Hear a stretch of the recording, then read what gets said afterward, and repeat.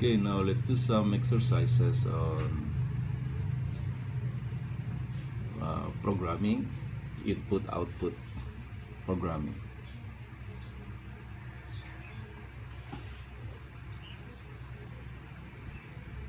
Okay, we open some. Okay, hanap tayo ng mga exercises natin. Some exercises.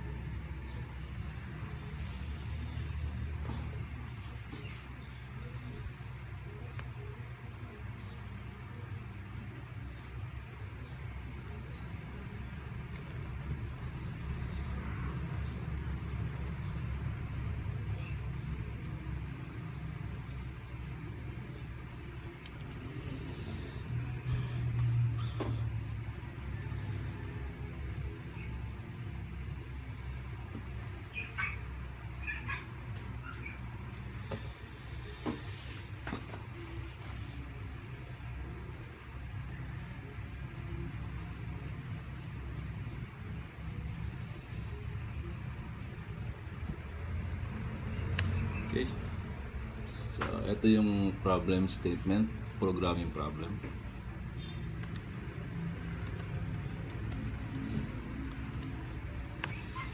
Okay, problem. How many seconds are there in any given minutes and seconds? Finish the code in 10 minutes or less. Hindi na natin lalagyan ng time frame.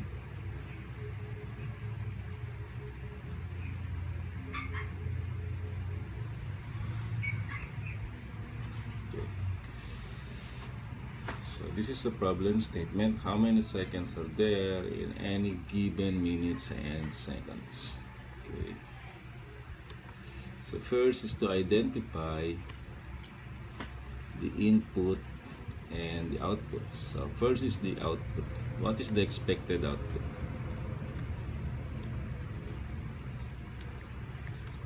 Again, programming methodology to, so kahit anong language ang gamitin nyo ay applicable dito. Okay, how many seconds are there? So the expected output is the total seconds.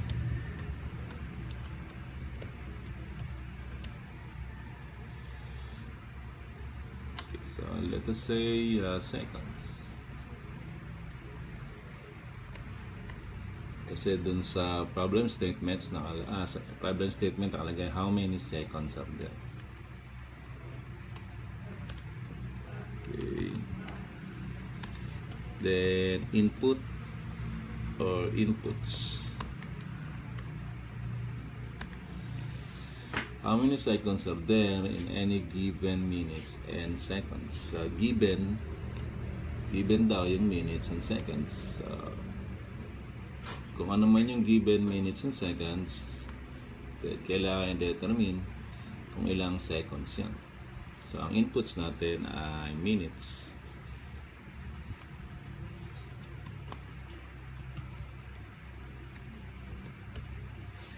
Saka seconds, comma seconds. So kung ang inputs natin ay minutes saka seconds, then ang output ay seconds, which means kailangan i-total natin itong dalawang inputs na to kung ilan yung total seconds nilang dalawa. Okay. Next process.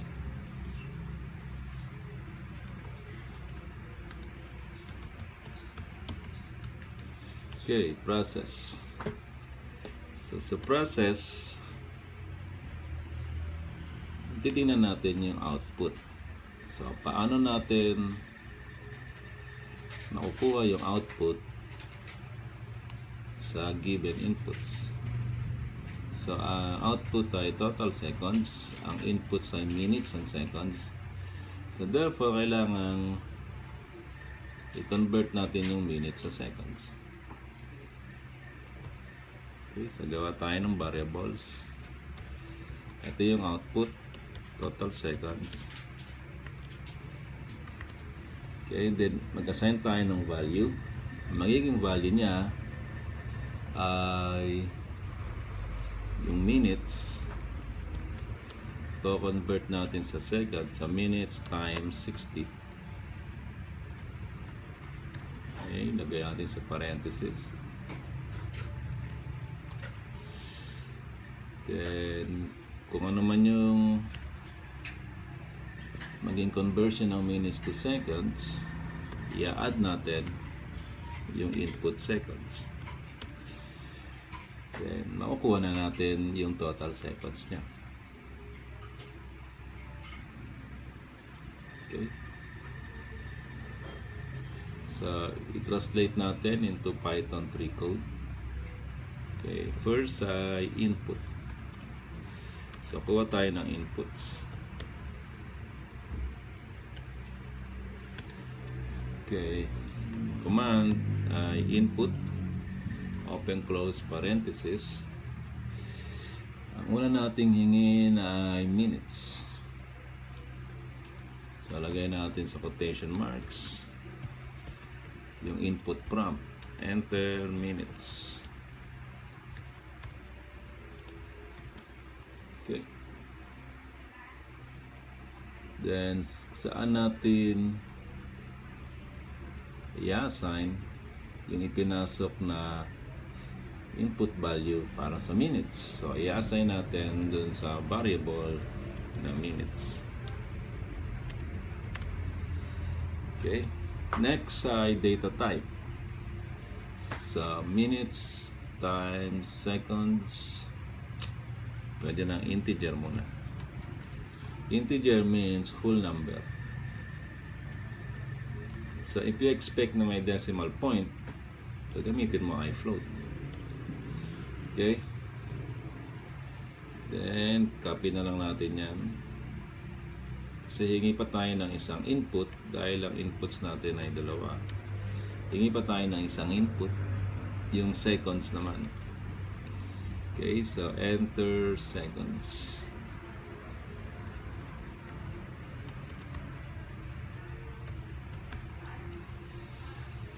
Okay, integer pa rin. And yung variable name ay seconds.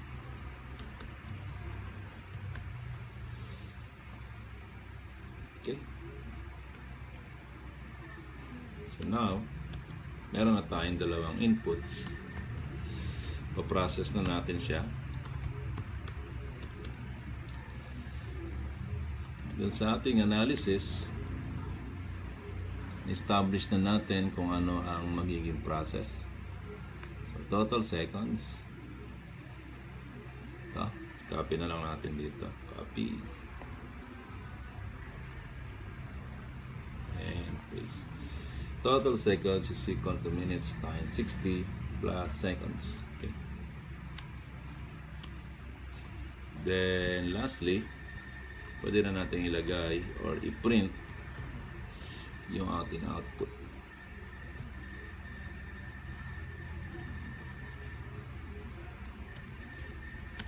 Okay, so print command, open close parenthesis, then dun sa loob lagyan natin yung string. Okay, so balik tayo dun sa problem statement. How many seconds are there in any given minutes and seconds?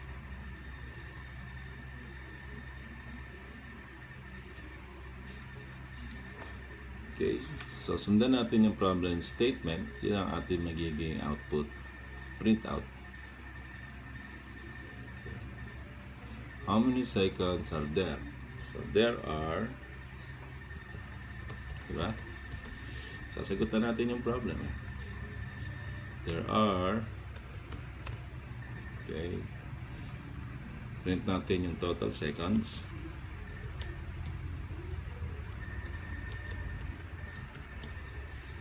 Okay. Then yung words na seconds. There are blank seconds in, okay, so yung given minutes in minutes and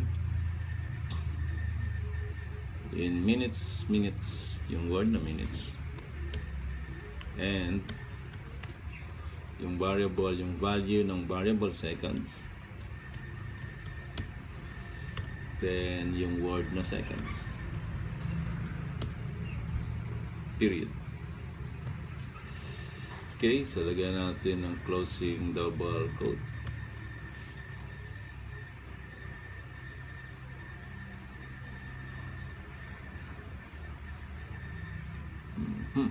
Sandali. Adjust ko itong screen. Then my word wrap barito.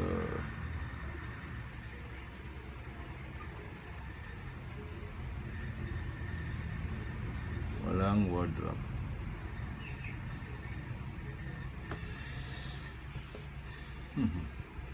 Okay.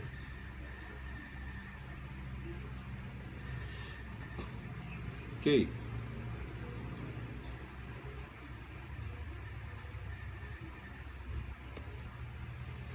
Then, yung mga variables, gagamitan natin ng data formatting. So, yung total seconds, this is a decimal integer, so %d. Then, yung pangalawang variable natin, yung minutes, %d ulit. Then, yung seconds, %d. Okay, then next, yung transposition naman. So, ano mga value yung itatranspose niya doon sa mga data formatting na ginawa natin. So, %, open close parenthesis. Okay, so anong value ang ipapalit niya doon sa unang instance ng %d? Ito, %d. Okay, so dapat ang ipapalit niya dyan ay yung value ng total seconds. Ito, diba? Okay,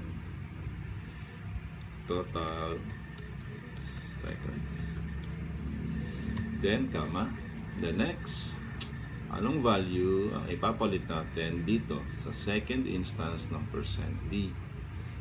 Minutes. So yung value ng minutes, yung variable nating minutes. And lastly, yung third instance ng %d, yung value ng variable natin na seconds. Okay, so yan, let's see, let's run this program. Kung answer niya yung problem statement. Sebas,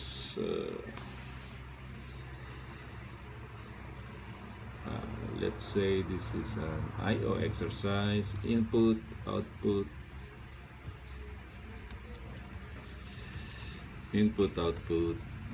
exercise 1. Input output exercise 1. Save natin sa folder ko, then click save. Enter minutes. So ayun munang alam natin ang sagot. So 60 seconds is 1 minute. So enter minutes, 1 minute. Enter seconds, 60 seconds. So alam natin na magiging sagot dito ay 1 minute is 60 seconds plus 60 is 120. 120 seconds dapat ang output nito. There are 120 seconds in 1 minute and 60 seconds. Okay, so medyo ayusin natin yung printout niya. Nakita niyo yun, enter minutes. Paano kung 1 lang i-enter? So ayusin natin dun sa code. So enter lagyan natin ito ng slash, enter minute or minutes, enter second or seconds. Then din sa printout natin, sa output There are, so total, siguro na rin tayo, hindi natin ng slash, second or seconds, minute or minutes, second or seconds. Okay, then let's run.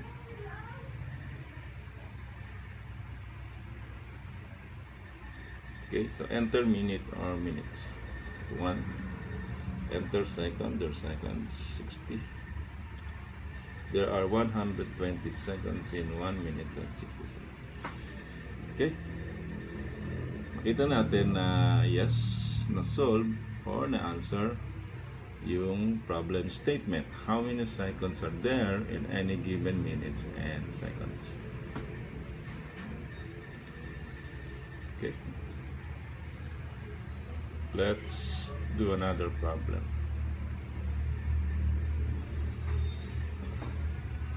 Okay, exercise number 2. How many miles? Okay, let's copy na lang to.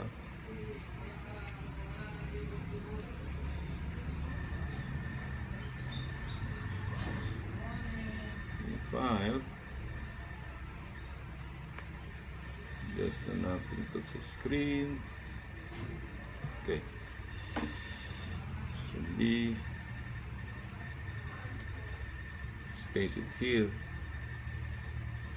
Hindi nagwa-word wrap to.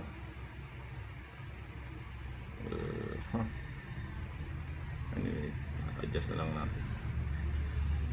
So wala siyang word wrapping. Adjust natin dito.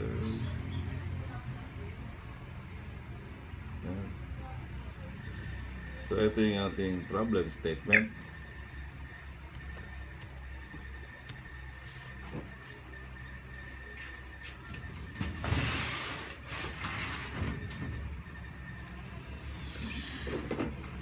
Okay, problem.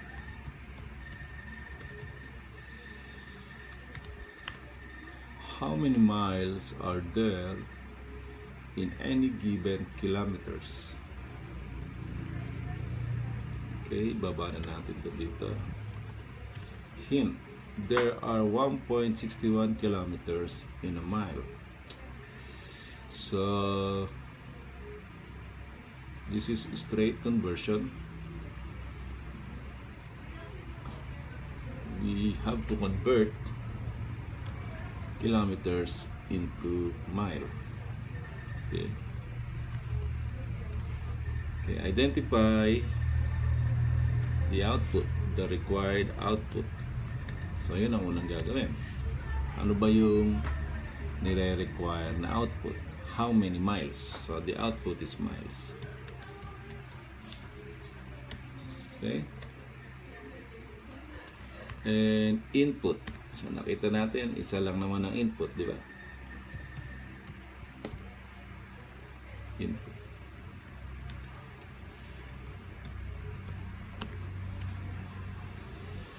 Okay, ang input is how many miles are there in any given kilometers. So given kilometers. So ang input ay kilometers. Okay. Then process. Now we have to establish the process. Okay, so anong process ang gagawin natin dito? So given yung kilometers, kailangan natin siyang i-convert into miles. Okay? Ang sabi dito sa conversion, yung hint, there are 1.61 kilometers in a mile. So sa bawat isang mile, 1 mile, there are 1.61 kilometers. So lagyan natin ang equal sign. For every 1.61 kilometers, merong isang mile. Okay. What is the output? Mile. Okay. So pag ang input natin ay 1.61 kilometers, dapat na magiging output niya is 1 mile. Okay. Paano mangyayari yan? So kung ang input natin ay 1.61, dapat na magiging output niya ay 1 mile. Paano magiging output niya is 1 mile? Yes, i-divide natin sa 1.61. So 1.61 divided by 1.61 is equal to 1. Okay. So na-establish natin na tama na to. Ito yung magiging value ng ating mile. Then ito, yung dividend, ito yung input natin na kilometers. O, ilagay na natin na km. Okay? Okay, mile. O, mi na lang, mile. Okay? So, yan ang ating magiging process. Pero sa programming, nasa left side ng assignment operator yung output. Okay? So, dapat nandito. Then, ito, ilipat natin sa right side.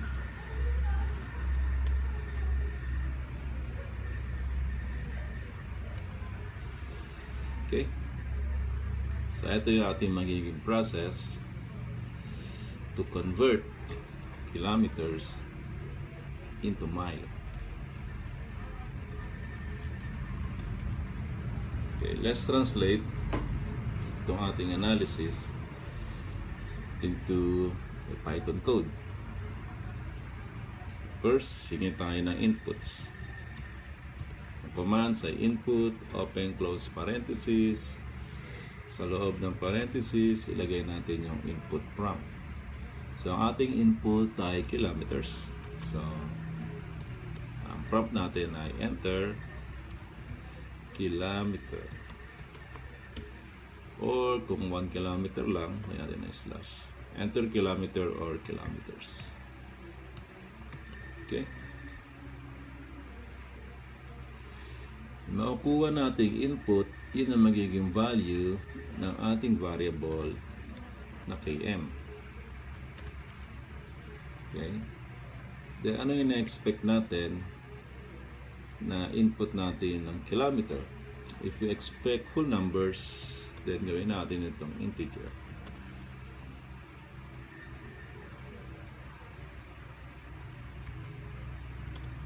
And that's it. Meron na tayong input.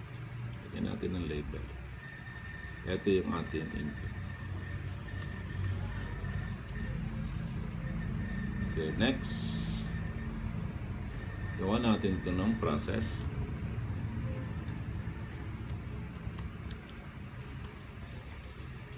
So, establish na natin yung ating process. Mi or mile is equal to km divided by 1.61.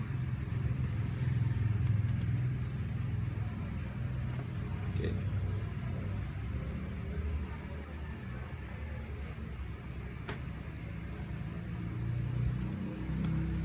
Okay, so na-process na natin, na-convert na natin yung input kilometers into miles. Pwede na natin i-print yung ating output. Okay, so print, open, close, parenthesis. Okay, so let us see kung masasagot natin yung problem. How many miles are there? Okay, so there are so miles natin, mi. There are mi miles or mile in ilang kilometers in km kilometer. kilometers or kilometer. Yeah. Period. Then closing double quote.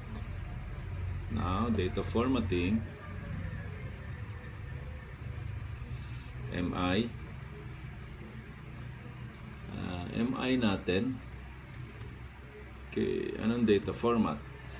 So nakita natin yung MI or miles ay magiging resulta siya ng division.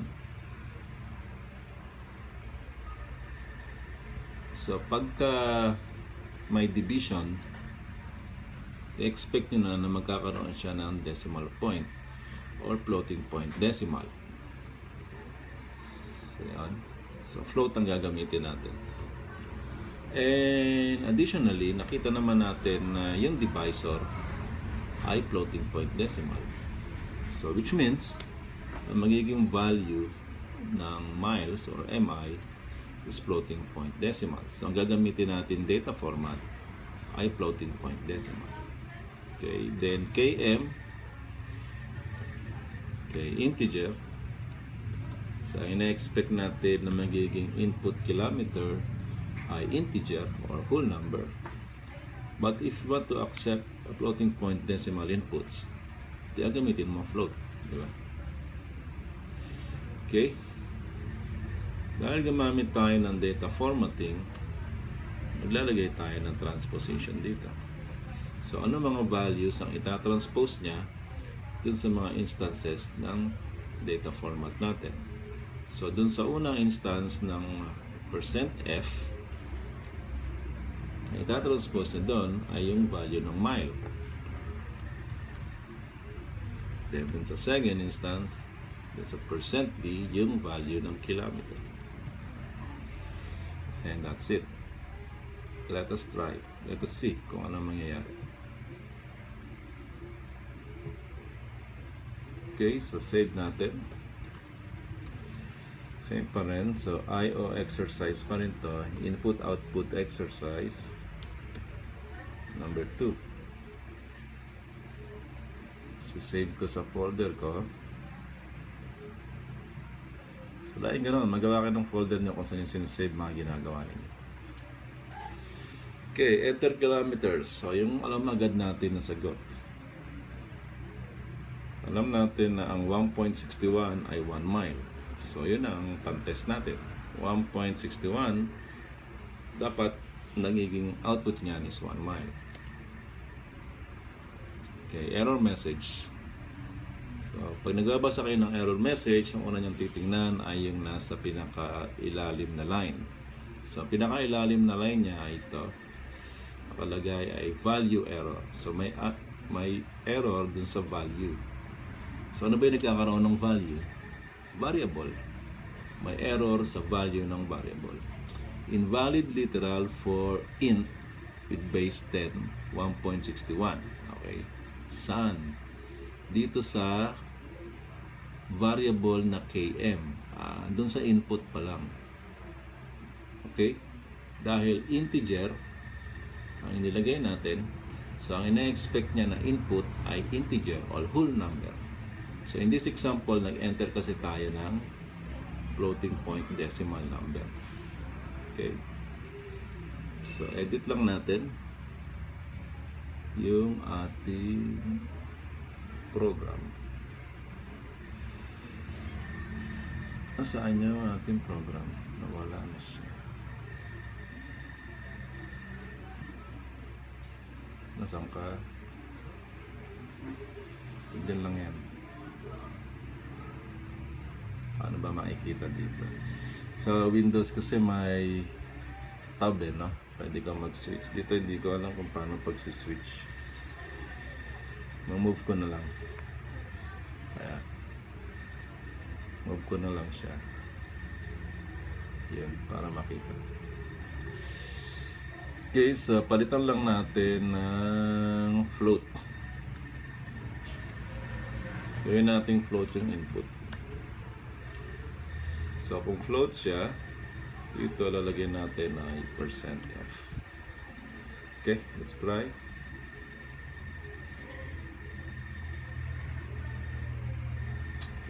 enter kilometers, 1.61. There are 1.000 miles in 1.61 kilometers. So the output is correct. But as you can see, napakaraming 0.000 after the decimal point. So gawin natin, i-limit lang natin hanggang 2 decimal points. Okay. Edit natin yung ating output. Nasaan yan? So ito, miles. So decimal point, 0.2. So 2 decimal points sa ating floating point decimal. 0.2. Okay.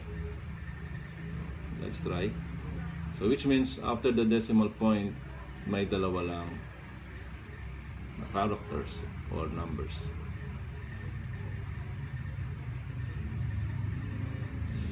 Okay, let's try. 1.61.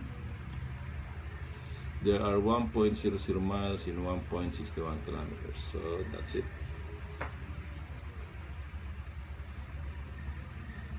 Okay, again, ito yung ating code. So ang bago lang dito ay pag floating point decimal, kailangan i-input nyo ay floating point decimal. Okay, what if nakita natin yung ating input ay float? Paano kung ang i-type ko ay full number? Oops, sorry. Mag-error ba siya? Okay, let's see.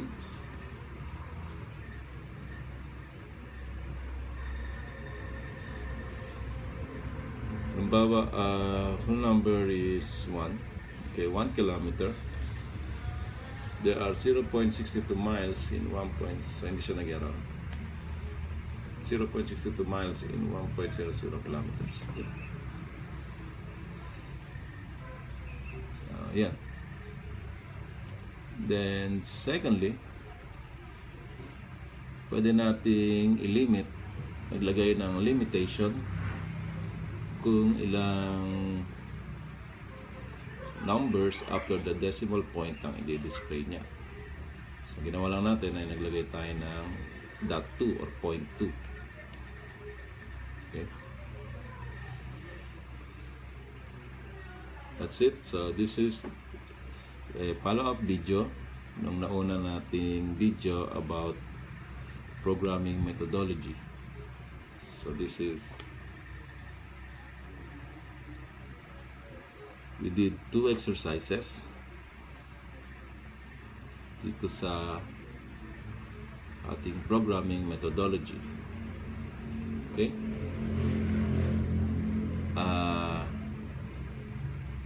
Wait. Okay, so there's another exercise.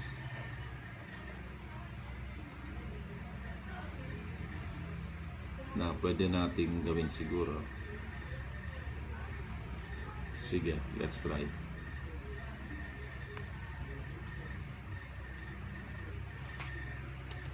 Let's try to do this one. Close natin to, then open tayo ng bago. Let's open a new file. Paste natin dito itong bagong problem.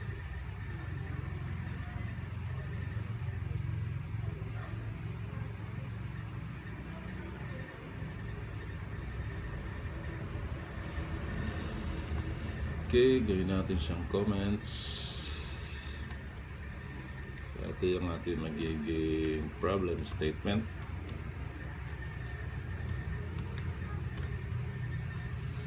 Okay, if you run a 10-kilometer race in 42 minutes and 42 seconds, what is your average speed? Dali. Ibaba na natin to. Hindi siya nagwa-word wrap eh. Hindi ko pa makita yung word wrap nito. Ibaba na lang natin. What is your average speed in miles per second?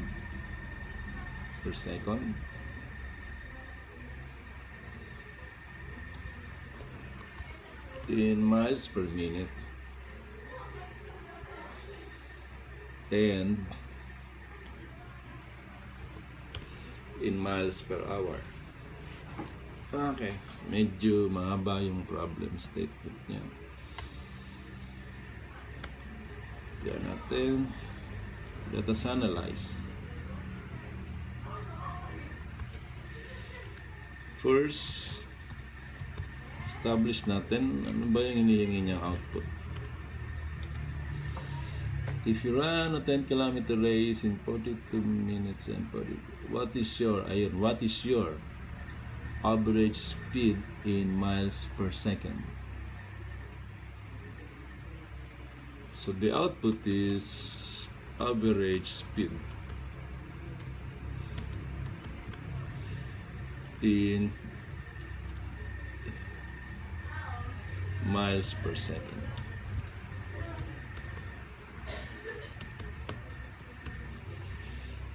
Actually, tatlo yung output. In miles per second,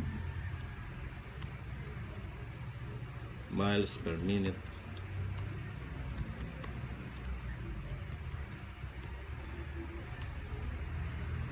saka miles per hour.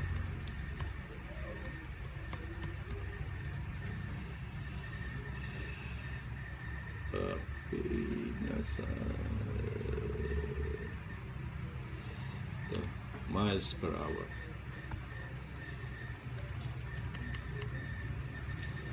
Okay, tatlong outputs, miles per second, miles per minute, miles per hour.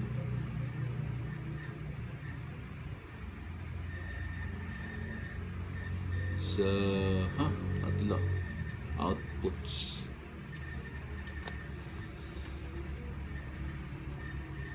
Okay, so paano natin makukuha yung outputs?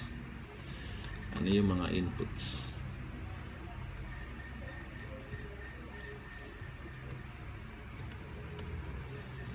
Inputs.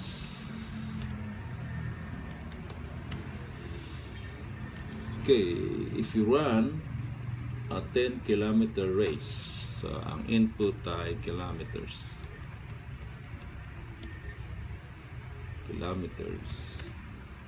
Minutes, at saka seconds. So kilometers ay distance, minutes ay time, seconds ay time. So distance over time is speed or acceleration, di ba? Process. Paano natin ipo-process yung inputs para makuha natin yung output? So, unahin mo muna natin yung miles per second. So, miles per second. Paano natin siya makukuha?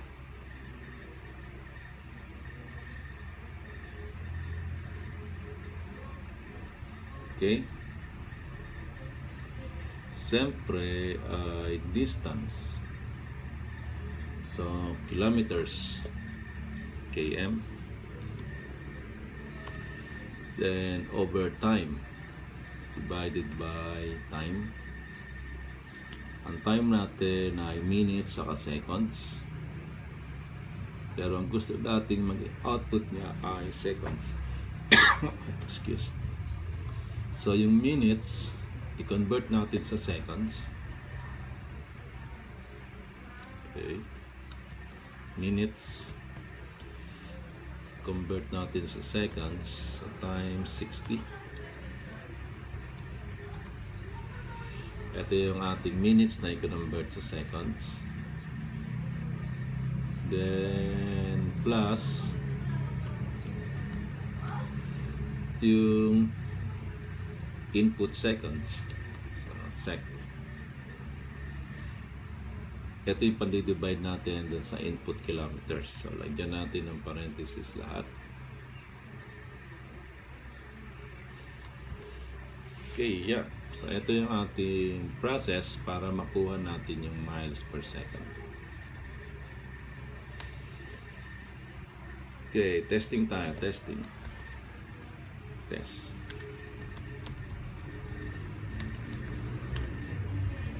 Anong magiging miles per second niya?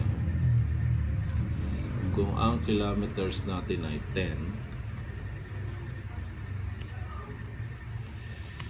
then ang minutes natin ay ilan? 42. Na i-convert natin sa seconds plus yung input seconds na 42.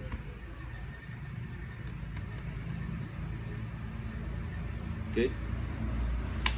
So, anong magiging answer niya?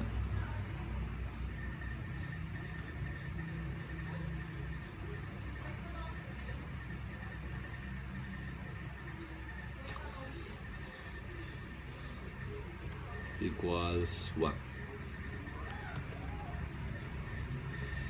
Okay, pwede tayong gumamit ng calculator, pero pwede rin natin gamitin tong shell ng Python IDLE. So, copy lang natin to. Then, punta tayo dun sa shell. Ito. Ito yung kanyang shell. Paste natin siya dito. Then, press enter. 0.0039 miles per second. Okay, so copy natin ito.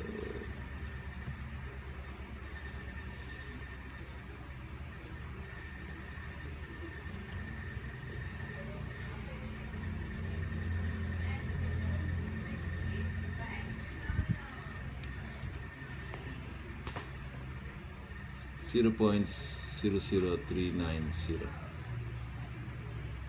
kung 10 kilometers. Tama kaya ta? Well, check natin yung process, di ba?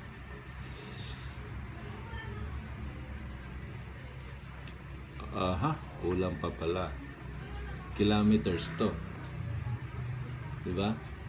10 kilometers per second. So, kailangan i-convert pa natin to sa miles. Okay, kulang pa to. Irog. Convert natin to sa miles. So, paano natin kino-convert ang kilometer sa miles? Natin ang parenthesis.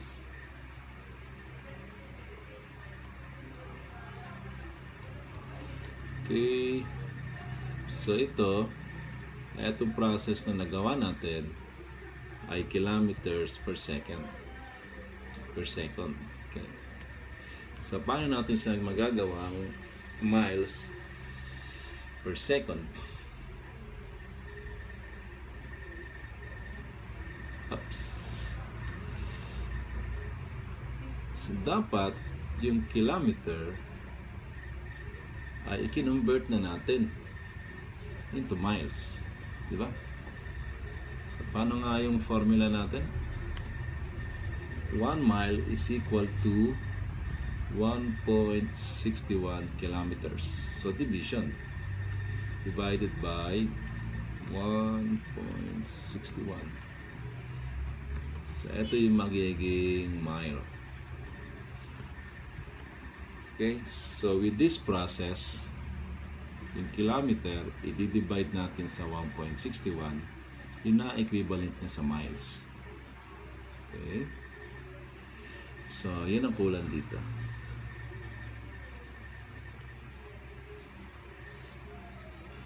So, yung 10 kilometers,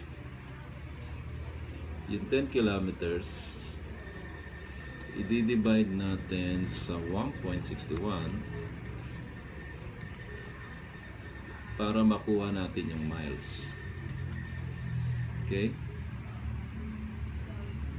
Then, kung ano man yung nakuhang miles, i-divide sa total seconds, yun ang ating miles per second. Okay, so let's see. Copy uli natin to, then i-paste natin dun sa shell ng Python IDLE. Okay, dito. Press enter. 0. Ayan. Naman, tama na to.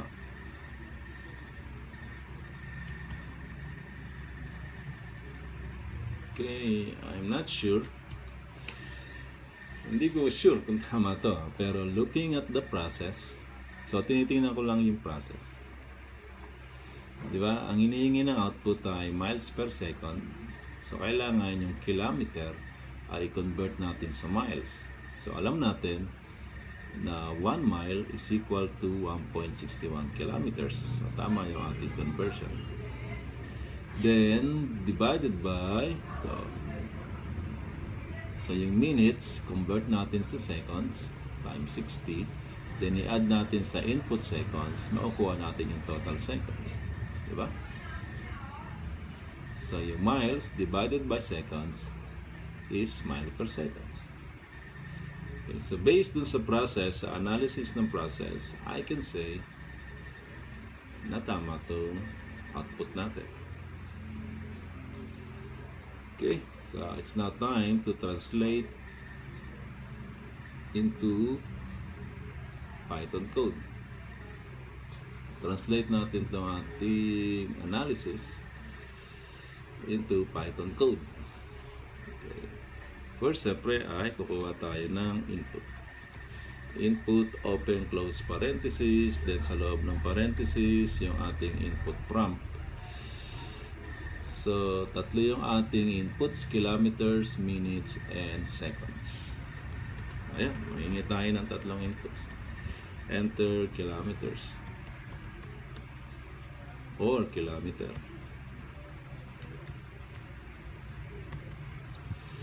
Then, yung ipapasok na value, yun ang magiging value ng ating kilometer variable or km. Okay. So, gawin na natin float para, kasi pag float, tumatanggap din naman siya ng integer na input. Okay. So, para iwas error na tayo. Kasi pag integer, paano kung ipinasok ay may decimal point. Okay, copy-paste lang natin ito. Then, copy-paste, then edit. Next ay minutes. Minutes. Enter minutes. Okay. Ano ang ating variable? Means 4 minutes. Okay, float ba ito gamitin natin?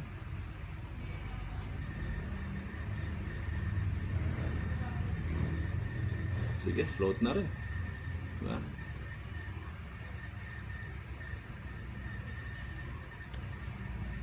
Control V. Hingin naman tayo na input seconds. Lagay natin value yan sa ating variable na sec.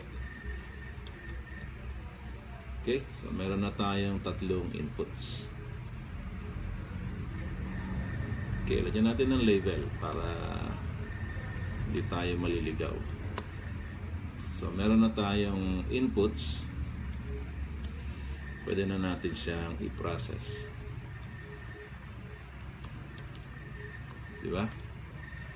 Din sa ating analysis, na-establish na natin yung process na gagamitin natin. So, madali na, diba? Ika-copy-paste lang natin yan.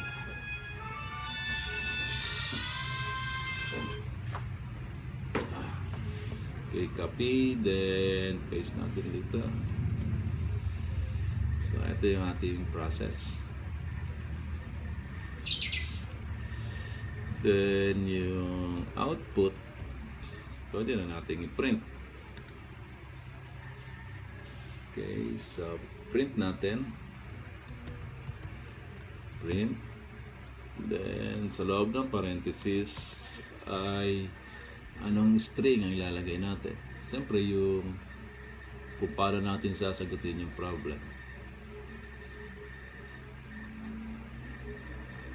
Your average speed is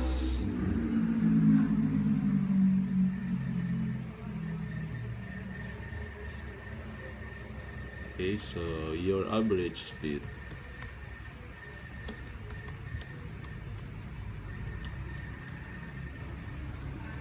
is okay, yung miles per second, MPS.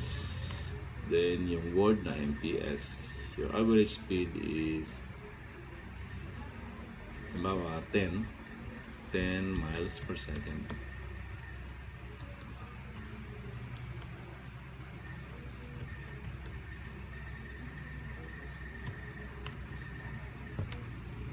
Your average speed is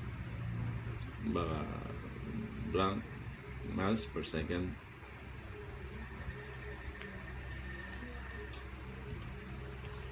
If you run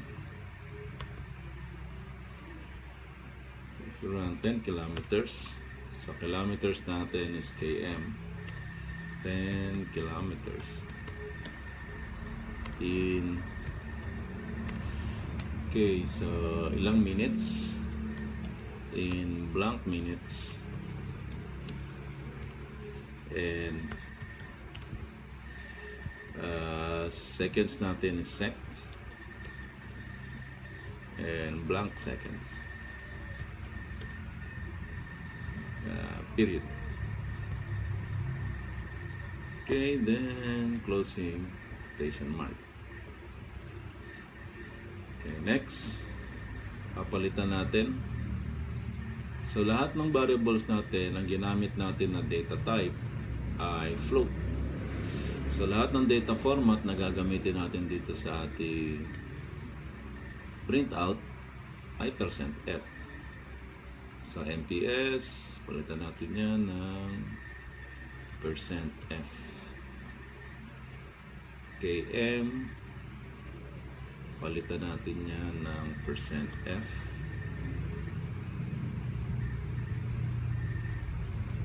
Saan pa? Means, palitan natin siya ng %f.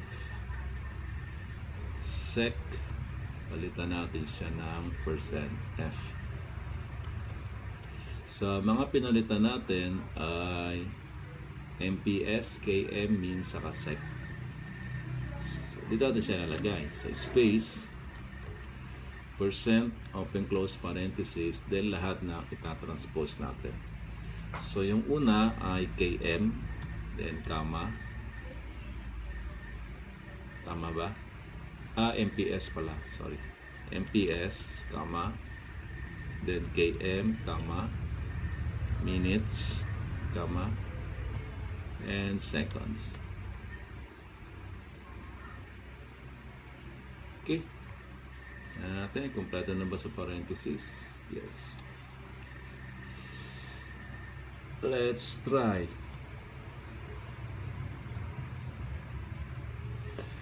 Okay, so this will be IO exercise number 3. Save ko sa folder ko. Okay.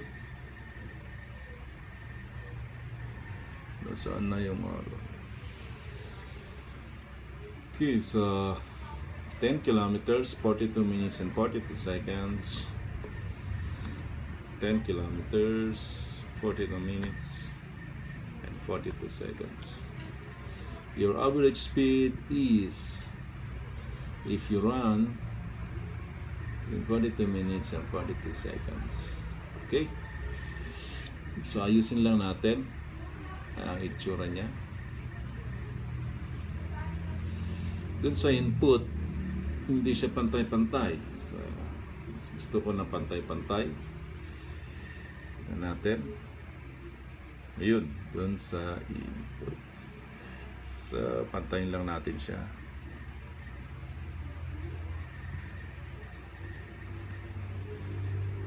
Yan, siguro pantay-pantay na yan.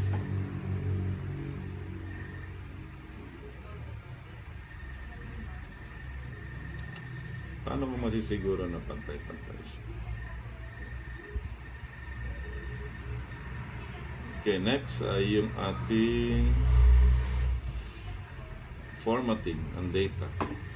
So, gawin lang natin na 2 decimal points. 2 decimal points.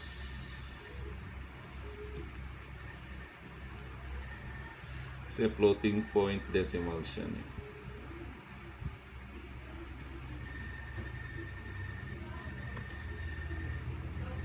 Isinyarkat ko lang.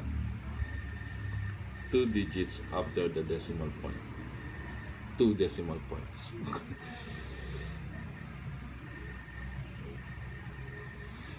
Okay, try ulit natin. 10, 42 minutes, 42 seconds. Your average speed is 0.00 miles per second. Atay, 0.00 miles per second. If you run 10 kilometers, hindi pwedeng 2 decimal places lang sa miles per second. Okay, kasi expected result natin ay 2.4. So 1, 2, 3, 4. Gawin natin 4 decimal places sa miles per second. Gawin natin itong 4. Okay, let's try again. 10, 42, 42. Your average speed is 0. Ayan na, may lumabas na. If you run 10 kilometers in 42 minutes and 32 seconds. Okay. Papaayos ka pa ba to? Yung enter kilometers nakadikit dun sa itaas. Ayoko nang nakadikit sa itaas. So maglalagay ako dito ng escape character /n para mag-create siya ng new line. Okay. Then sige, tingnan natin kung ano mangyayari.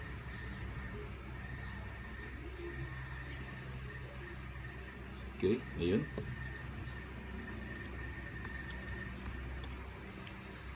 Okay, hindi na siya nakadikit sa itaas. Yung mga inputs, hindi pantay-pantay. Okay, paano ko itong papantayin? Gamit ako ng tab. Okay, let's see. Gamit ako ng tab dito. Then, ito, dikit ko dito.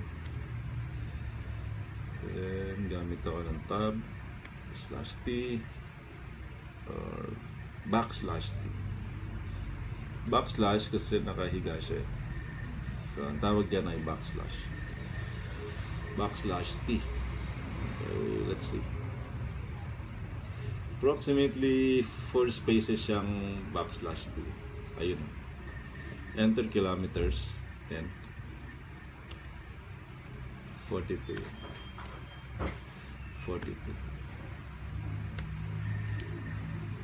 Okay. So sa minutes at seconds, siguro 2 /t. Let's see. Let's try 2 /t.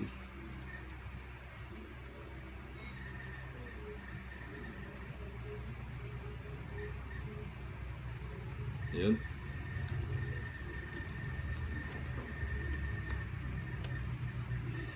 Okay, pantay na yung ating inputs.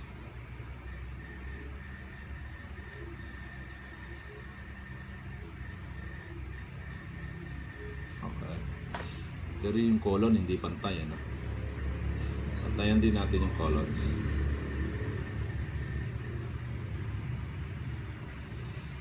Paano ko mapapantay yung colons? Ganyan. Pero siyempre, dahil pantay na yung colons, babawasan ko na siya ng tab.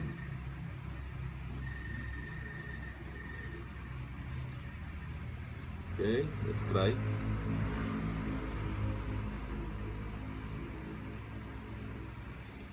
10, 42, 42. Sa seconds, hindi pumantay yung sa seconds. Bakit? Pantay naman dito.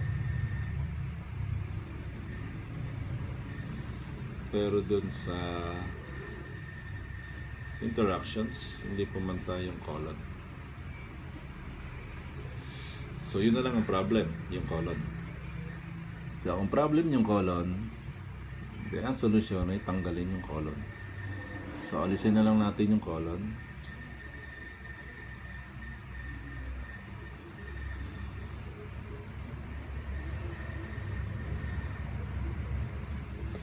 Then Nyari. Dali. Nagalit. Dito ba yan? 10, 42, 42. Yung seconds talaga ang matigas ang bungo.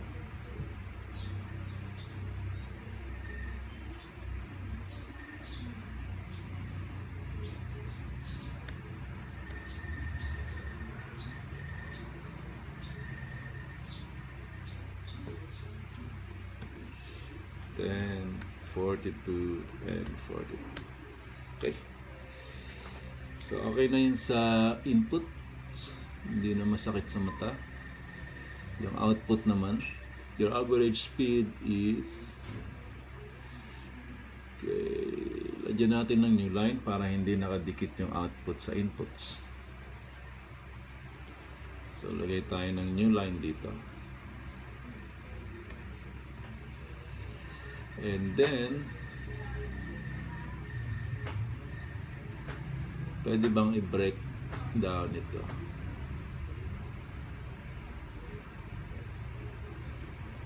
Tingnan mo natin kung ano mangyayari. 10, 42, 42. Okay, hindi na siya nakadikit. Pero mahirap basahin, ano? Your average speed is, so divide natin into multiple lines yung output. Your average speed is blank miles per second if you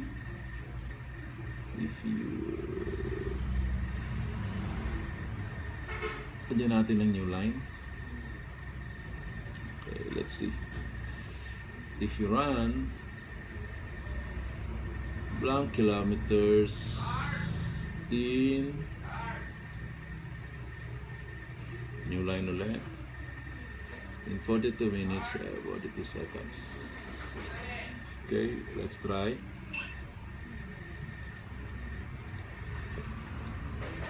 Ten, 42, 42. Your average speed is 0.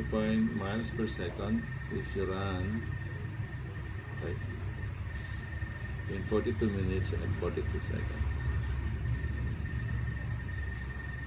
Medyo adjust natin yung output para mapansin. So bukod sa new line, lagyan natin ng tab.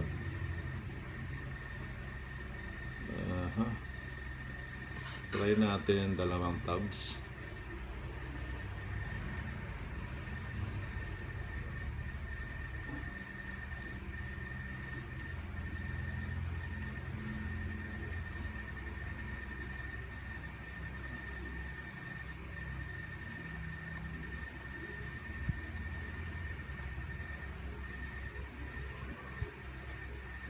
Yeah.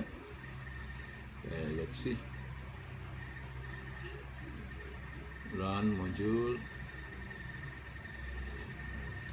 10 kilometers, 42 minutes, 42 seconds. Ayan. Medyo okay, yun sa ilalim nakadikit yung prompt, no? So, sa dulo ng output natin, lagyan natin siya ng new line. Ito, lagyan natin ng new line.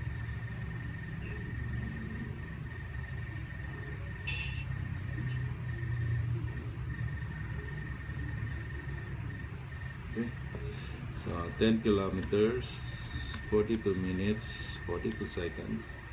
Your average speed is, yan. So medyo madali na siyang basahin. Okay, so summarize natin. Yung mga bagong na-encounter natin dito ay yung /n, /t, mga escape characters yan. Then yung data formatting. Alright, so lagay natin dito.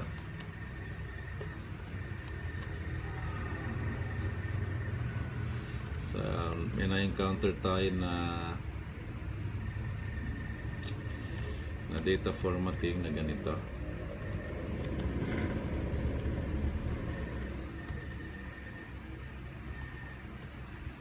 Which means 2 decimal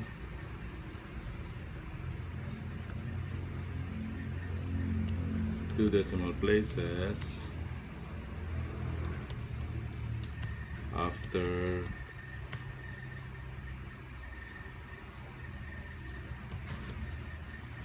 the floating point. Okay, so yan ang ibig sabihin na %.2f, 2 decimal places after the floating point.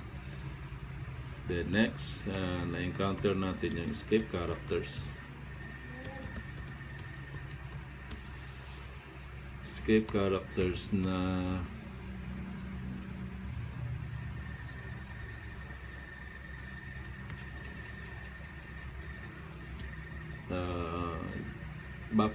\n, which means create new line.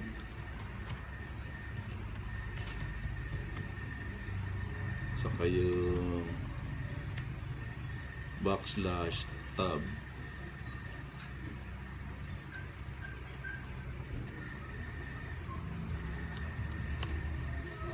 which means insert. 4 spaces siguro yan, 4 horizontal spaces.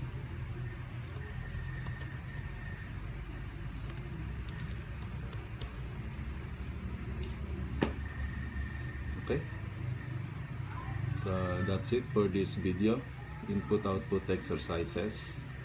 Kasunod to ng programming methodology.